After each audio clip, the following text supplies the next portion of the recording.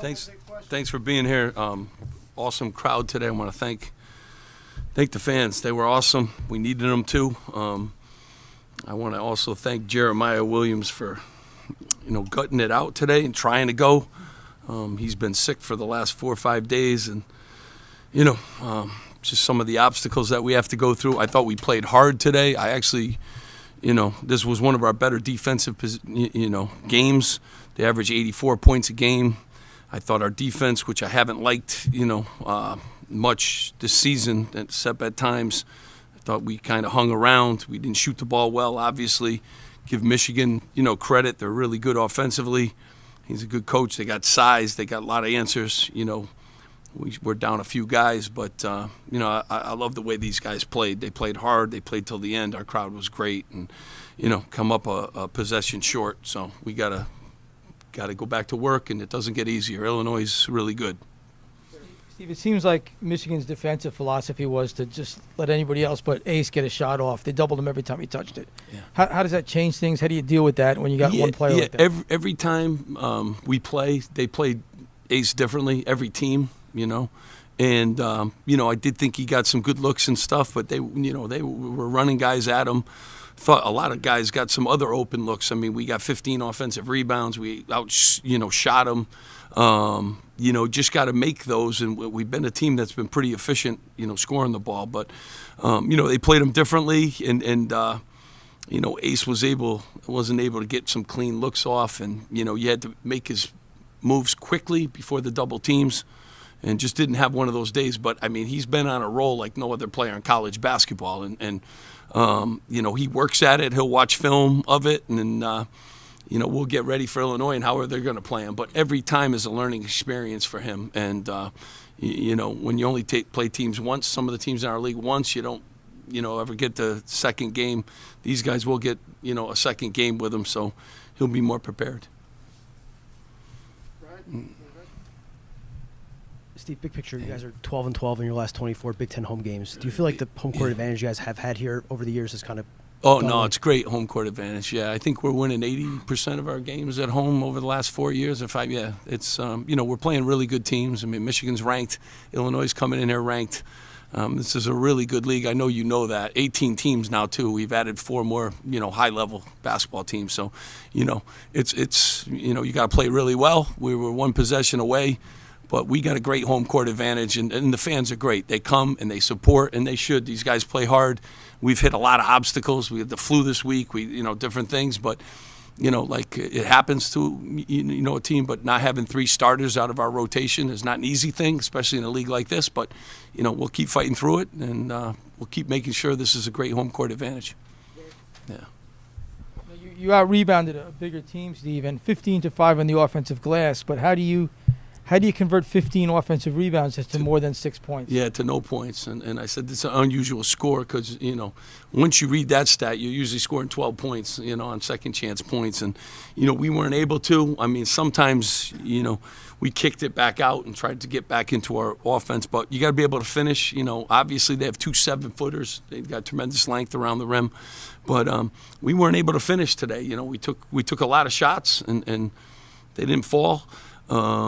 But those days happen. You still got to figure out a way to win. But certainly, when you get 15 offensive rebounds, you would think you'd have better numbers, second chance points. Steve, how crucial was Jamichael's performance today? Because not only was it a career high in scoring for him, but 4 steals again on the defense. I mean, we had 13 steals as a team. I mean, that's got to be our season high. I mean, we played hard. You get 15 rebounds and 13 steals. He's an everyday guy, Jamichael. I love him. He comes to work every single day. I don't think he's missed a practice in his 2 years. He never takes a day off. And he was really good today. We needed it, obviously. Jay Will, we thought, we were going to have him for a little bit, but you don't. You're down Dylan. So he's got to play a lot of minutes. Jordan, too. They got to stay out of foul trouble. They're always guarding really good players. But Jay Mike's awesome to coach, awesome. And then really quick, last week you were talking about the opportunities that still lay ahead of you, like 10 more opportunities, things like that. So with Illinois being a ranked team coming in, you've got another home game against a really good team. How important is that next one? They're all so important, and we got a lot of great opportunities left. You got 9, and I know what it looks like, but we've been there before, and we got to figure it out. And I do like the improvement of our guys. I think we're a better basketball team, much better. Today's results didn't show. The other day it did. But, we came up one possession short, but we're improving. We're improving on defensive end. We're improving in our communication. We're improving in a lot of things. Someday, hopefully, have the whole rotation back. That would help me a little bit, but, that's not what it is today. So we're going to hope for Illinois or the next one. We have everyone available. Coach, you mentioned the 2 7-footers they have. How hard is it to defend those guys, especially now without a Bole down low? They got a lot of good players, first and foremost. But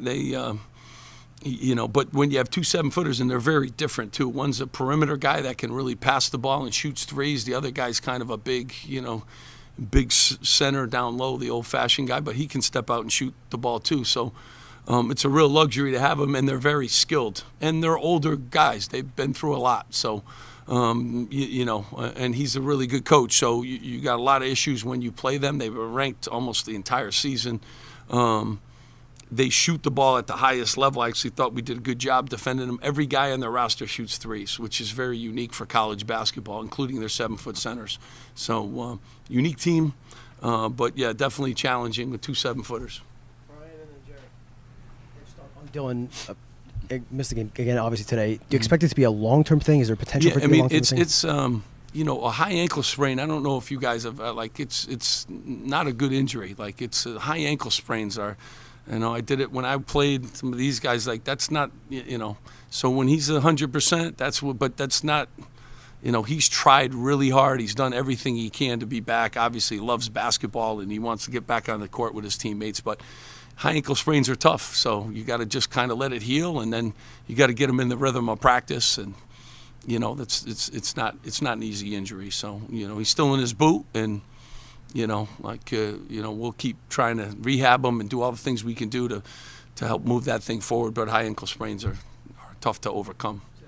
Ankle sprains are usually a long-term deal. There's a month left in the season. Is it a chance his season's I don't know anything. It's an ankle sprain, so he's going to try to get back. He tried to play on it, so he's going to try to get back as soon as he can. But I wish I had a timeline. I don't have anything like that, and he needs to get back and feel real good, and that's what we're hoping for him. He's obviously I think he's the best guard in the league and maybe in the country. So need him back.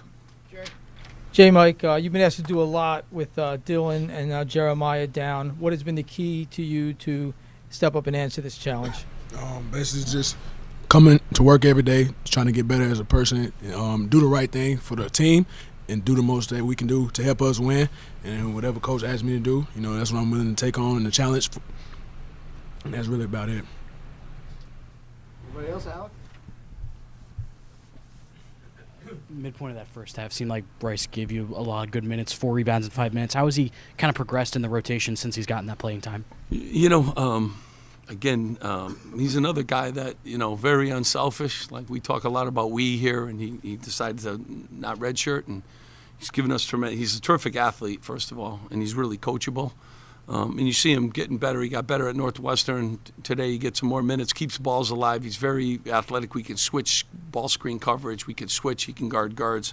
Got to get into the rhythm of the season because when you haven't played, you got to really get a feel for it. So he continues to work hard in practice and gives us good minutes. And with E being down, we need another guy, up front, and he has stepped up big time. So I'm real happy and thankful that he came on board.